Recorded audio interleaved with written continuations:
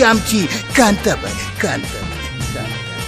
के बाद हम अपना कोहड़ा जैसा मुंह लेके समय देखने लगे और समय देखते देखते पता चला कि ये लोग हमको उठाना शुरू किया था 6 बजे से और हम उठे हैं 8:30 बजे और अपने इसी मुंह को लेकर के हमको जाना पड़ा काम करने के लिए। शुरू करते हैं। महारानी अभी सोई हुई है और ये महारानी और कोई नहीं, मैं ही हूँ। अभी नींद पूरी हुई ही नहीं थी कि महारानी की निद्रा में खलल डालने के लिए उनका पुत्र आ गया। वैसे तो सबके घरों में माएं जाती हैं अपने बच्चों को जगाने के लिए, पर मेरे घर में उल्टा नियम है। मेरे घर में मेरा बच्चा थोड़ा ज्यादा जिम्मेवार है, वो आया है हमको जगाने के लिए।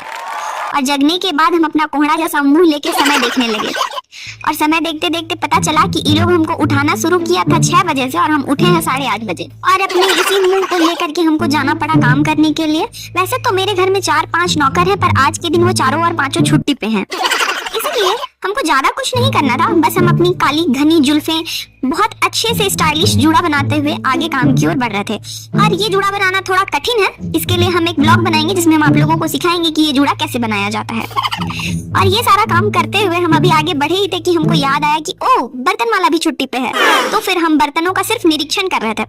आप लोग ये मत सोचिए कि ये बर्तन हम धुले हैं, ये सब काम हम बिल्कुल नहीं करते हैं। ये सब काम मेरे घर के जो 5-6 नौकर हैं वही करते हैं और मेरे घर में वो सारे नौकर साल भर छुट्टी पे रहते हैं। तो जब वो छुट्टी पे रहते हैं तो वो सारे काम फिर मुझे करने पड़ते हैं, इसलिए ये बर्तनों का निरीक्षण मैंने आज स्वयं किया। उसके बाद हम आ गए अपने बेडरूम की ओर और वहां पे हमको याद आया, ओह हम तो ब्लॉग बना रहे हैं, तो हम स्टाइल से एंटर करेंगे। फिर हम स्टाइल से एंटर किए, कुर्सी सही किए और कुर्सी को सही जगह पे ढकेल दिए।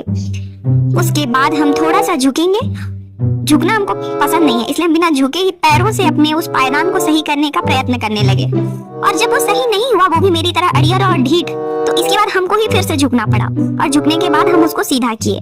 इसके बाद बारी आती है मेरे बेचारे कंबलों की, जिनको हम देखते हुए सड़ा सा मुंह बना रहे हैं और सोच रहे हैं, हे भगवान, कंबल ओढ़ने के लिए घर में इतना सारा लोग है, लेकिन फोल्ड करने के लिए लोग हम ही के ऊपर छोड़ के रखा है, वो हम ही को करना पड़ेगा। तो इसके बाद हम अपने कंबलों को फोल्ड करते हैं कुछ यूं।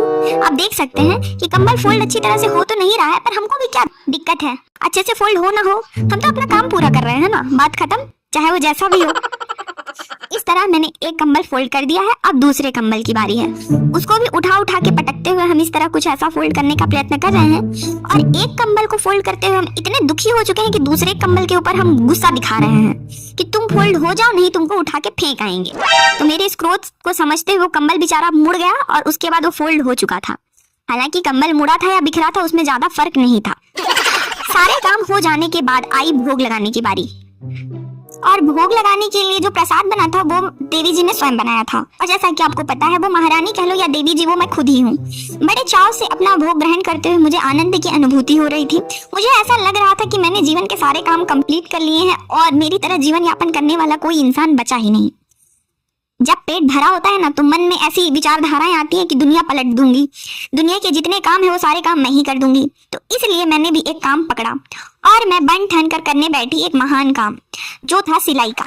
हालांकि सिलाई का नशा मुझे अभी ही चढ़ा है, पर मैं इसमें खुद को पारंगत समझती हूँ, जिसके लिए मैंने 8-10 कपड़े सिले हैं और मैंने वो 8-10 कपड़े बिगाड़ डाले हैं। फिर भी पारंगत समझने में क्या बुराई है और मैं बड़े ही जोश के साथ अपना काम करते हुए लगी हुई हूँ। और जो ये 75 तरह का आप मेरा मुंह बनता हुआ देख रहे हैं, इसको देख के आप ये कतई ना समझे कि मैंने कपड़ा अच्छा सिला होगा। कपड़े का रिजल्ट तो आपको बाद में पता चलेगा। खैर, लेकिन जो मुंह बनाने की कला में हम अभ्यस्त हैं, उसको देख के तो यही लग रहा है कि मैंने कोई डिजाइनर सा गाउन या ब्लाउज सिला है, पर उसका नतीजा जो आपको दिखेगा वो कुछ बेहतरीन ही दिखने वाला है। इसकी गारंटी मैं नहीं ले सकती कि वो बेहतरीन ही होगा, हो सकता है वो भयावह भी हो जिसको देखकर आप डर जाएं। तो इसके लिए आपको थोड़ा सा इंतजार करना पड़ेगा कि आखिरकार मैंने ऐसा सिला क्या। आप अगर इस ब्लॉग में बने रहते हैं तो अंत में आपको परिणाम भी पता चलेगा कि मैंने ऐसा क्या बनाया है जिसके लिए मैं गहन विचारधारा के साथ सिलाई जैसी चीज में जुड़ी थी।